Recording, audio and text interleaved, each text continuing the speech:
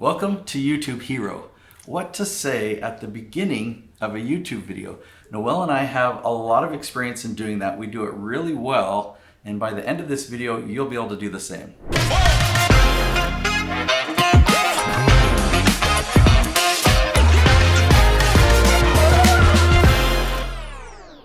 So I'm going to share with you 2 steps, just 2 items that you need to have in the beginning of your video. We're going to be sharing with you what not to say, and we're actually going to do a challenge. Noelle and I are going to compete with each other to see who can deliver. We're going to demonstrate for you how to do this. All right, Noelle, you and I have worked together for about 4 years now. Yeah. And if we rewind 4 years, in the beginning when I was teaching you how to do this, Yes. you struggled a bit. I struggled a lot. So talk about that. So like I said, the beginning struggles were really that I didn't know what curiosity meant. I really was focused so much on the search engine and the SEO, and I thought that was enough to create curiosity. The fact that you were searching for this and I said that in the title, I felt like that was enough curiosity, and I didn't realize the importance of getting the person to watch the entire video. So much of the algorithm and so much of the importance of YouTube is that they actually watch the entire video. So you have to get them to be curious to watch the video, not just click on the video, if you get what I'm saying. So the curiosity hook started to become, okay, how can I quickly grab your attention about what I'm going to talk about so that you're so interested, you're going to watch the video. And so the curiosity hook should be like 1 to 3 different things that you're going to go over in the video. It could be, I'm going to share this with you. I'm going to tell you about X, Y, and Z, and I'm going to share the biggest secret. I'm going to tell you the biggest mistake, or I'm going to tell you the biggest, something that you're like, whoa, okay, I have to watch this to the end. And then I even started later adding, if you stay to the end, I have X, Y, and Z surprise for you. Or I'm going to show you X, Y, and Z, or I'm going to show you the receipts, trying to put that lingo in there. So you covered a lot there, and to break it down, there's basically 2 things that you want to say at the beginning. So Noelle covered both these. She says you've got to say the title of the video. If you follow the LEAF strategy, if you're familiar with what I teach in this book, you do keyword research. Right. That's what determines the title. Yes. And so you mentioned you got to say that at the beginning of the episode. Correct. But then you also talked about hooks. Yes. Now, I differentiate between 2 different types of hooks. There's a benefit hook and curiosity hooks, which you mentioned and which you've gotten really good at. We typically have an opener at the beginning of the video, like a branding piece. Yours says, hey, Noelle. Yeah. So we have an intro that you tell them what the video's about and why. Like, what is the benefit of this video? And the benefit hook I delivered in this one is by the end of the video, you'll know how to start your videos, right? Right. So then we play that opener. Yes. And then we come back in, and as we're jumping into the content, you're talking about curiosity hooks here. Yeah. That word curiosity, that is the goal. That is the goal. That is the piece. Like, I gotta make you curious. I have to create a gap between what you think the video is about and thinking you know the entire video, and that, okay, no, I'm curious. I need to watch this video because you're gonna be giving me something that I don't have yet. So a lot of people struggle with writing these curiosity hooks in advance, kind of preparing. Yeah. But we found a way where you can actually just outline your content first. Right. And it makes it easier. Is that how you do it now? That is how I do it now. And I think that's how I got better at the curiosity hooks, is actually just doing the content, writing out whatever steps I was gonna teach, and then going back and saying, how could I say this or describe all of this in 3 different things, like you said, benefits and curiosity, etc. Yeah. So if you look at it as like a table of contents, okay, I'm going to be covering these 3 things. You don't want to give away the secret. You don't want to give away the answer to the question. Right. You want to tell them what questions you will be answered or what secrets you will be sharing. Right. So it creates curiosity, and it also gives them a heads up. It kind of gives them a direction of what's going to be happening in the video so that they know, this is a great video. I'm prepared to sit down for 10 minutes and learn from this episode. Absolutely. All right, so I've got a challenge. You and I are going to be competing to see who can deliver the best curiosity hooks. So I've got some suggestions written down here. The first title of the video is going to be how to use Zillow to find investment properties. Might be a topic you know something about. I know nothing about. Yes, I know a little bit about this topic.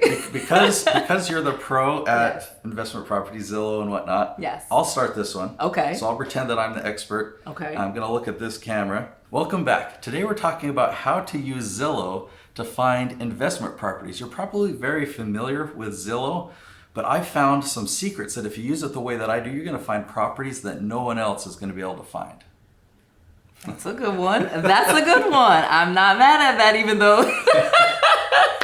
I like it. I like it. Okay. So I would probably say how to use Zillow to find investment properties. In this video, I'm going to share with you 3 simple steps to going to Zillow, finding the exact properties that you are looking for. I'm going to share with you 3 easy ways to find them for free.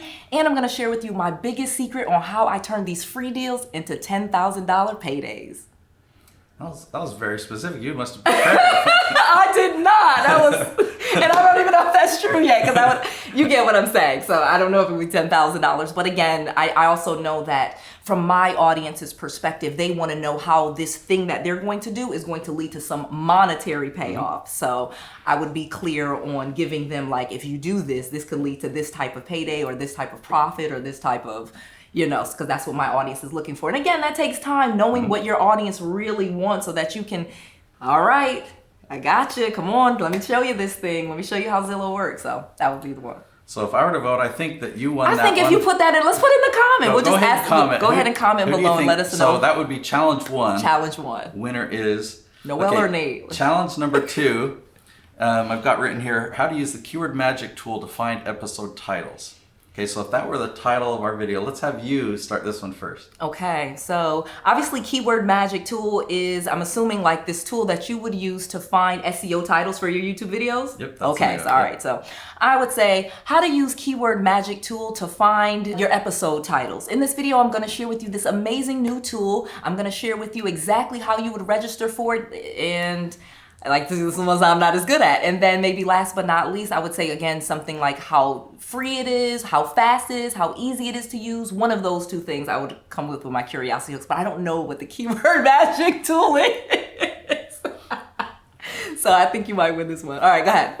Well, a side note, the good thing about video is even if you make mistakes and you kind of pause in the middle of it, yes, you edit that out. Right. And so if we were to tighten that up a bit, she would sound really good. How to use keyword magic tool to find your episode titles. In this video, I'm gonna share with you this amazing new tool. I'm gonna share with you exactly how you would register for it. And then maybe last but not least, I would say again, something like how free it is, how fast it is, how easy it is to use. One of those 2 things I would come with my curiosity hooks, but I don't know what the keyword magic tool is. Welcome back. Today we're talking about how to use the keyword magic tool to find episode titles. Now, I've been doing this strategy for 10 years. I produce over 50 different channels and we have all their episodes ranking on the top of YouTube. So I know what I'm talking about. Well, just a few years ago, a brand new tool came out that made this job way easy. It finds the perfect titles. You never run out of topics to talk about. I'm excited to show you how to use it. What do you think? All right, I like that one. I think you might have won that one. I don't know. Again, comment below. That was challenge number 2. Again, you guys can give me a little credit because I don't know what the keyword magic tool is. Well, you do know what SEMrush is. I do. That's the name of the tool on SEMrush. Yeah. Gotcha. All right, so maybe I do. Okay. Okay, so for the first challenge, it was in your zone. The second challenge was in my zone. Okay. I thought I'd pick one outside. I love it. I mean, we're both parents. Yes. A parenting topic. We don't typically talk about that correct. on YouTube. So the title is Things You Can Say That Backfire Your Parenting. Okay. I'll let you go first. Okay. Obviously, I got to think for a second. Okay, I got some. Today we're talking about parenting, and did you know that there are things that you can say that backfire your parenting? It makes everything that you've done for naught. So by the end of this video, you'll know what to say and definitely what not to say. Okay, I like it. All right. So I'll probably go something like things that you can say that backfires your parenting. As a mom of 5, I'm going to share with you 3 amazing things that I have learned over the course of having 5 children. I'm going to share with you the biggest thing that you can say if you have a neurotypical child. And I'm even going to share with you some things that I do with my autistic child. And then last but not least, I'm going to tell you the best thing that you can say that completely changes your relationship with your children. All right, so that's challenge number 3. Let's see. Whose is better in the comments below? And so again, I love this because this was an amazing challenge. Like I said, I always go with one of my curiosity hooks is almost an opposite or something to the title. And I feel like that has worked really well. And I'm just giving that as a tool and a tip for curiosity hooks. So one thing I wanted to offer is how you know if you're doing a good job or not. the analytics tells you. Yes. You can go into the analytics and look, what is your average view duration? You know, how long are people watching in your videos? Yeah. And the cool thing is you'll have some videos that perform well and some that don't. Right. And you can just see what's the difference. Yeah. Like YouTube actually tells you second by second when people drop off, when people leave. Yeah. And so if you have a video where 5 minutes in, you've still got 60% watching, that's really, really good. Yeah. You might have another video where a minute in and you're down to 30% left. Right. Which you can learn from it and you can practice. And I coach my clients on this all the time. Yeah. If they set some curiosity, they set some hooks in the beginning, Yes. they have a longer View retention, duration. a longer Yeah, view yep, duration, yep. exactly. I agree. The curiosity hooks are probably the game changer for YouTube videos and actually growing the channel because, like you said, the longer the person views the video, the more it's recommended, the more subscribers you will get. It's like a really important part of the whole algorithm. So it's so important. Curiosity hooks, I knew I had to get better at it. So the moral of the story of this episode is you have to sell them on the value of this video, right? They clicked on it. You got them to click on it, but now you've got to convince them that it's very valuable. Yeah, to watch it all the way to the end. And if you do that, you'll have great results on the episode. And here's another amazing tip that I can share with you.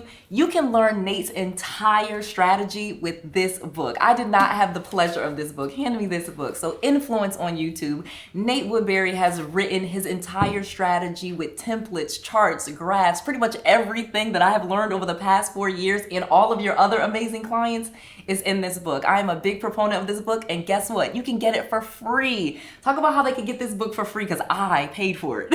Yeah, you go to Nate's YouTube book. Now this is free plus shipping. So as long as you cover the costs, that's my gift to you.